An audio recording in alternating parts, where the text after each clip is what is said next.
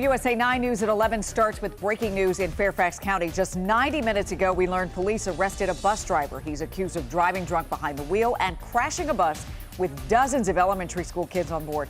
I'm Leslie Foster. And I'm Lorenzo Hall. This happened during a field trip for D.C. students. We are glad to share those kids are all okay tonight. But of course, someone could have been killed. Police say that bus driver is 48-year-old Troy Reynolds, whom you see there. He is in jail tonight facing several charges. Casey Nolan spoke with police within the last hour. He's live in Fairfax County with brand new information on this rather scary situation, Casey.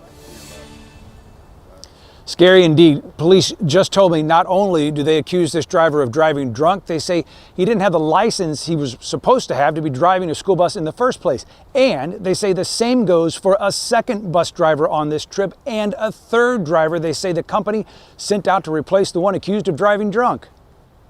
On a trip to Cox Farms, not unlike this one from our archives, Thursday, Fairfax County Police say about 100 students and teachers from D.C.'s Murch Elementary were on a field trip when the trip home turned dangerous. Police say the group's two buses had just left Cox Farms when one of the drivers, Troy Reynolds, ran off the road, flattened a tire, and kept going. Staff realized once he had driven off the road and caused that damage to the bus that something was wrong. They say teachers flagged him down and eventually got him to pull over at a nearby shopping center and called 911. Police say Reynolds was drunk and blew a .20, 2.5 times the legal limit for any driver. Police say 9 children were injured, but not seriously. Police also discovered the driver of the second bus did not have a valid commercial driver's license. And they say the driver of a third bus the company sent to replace the drunk bus driver also did not have a proper license to drive a school bus.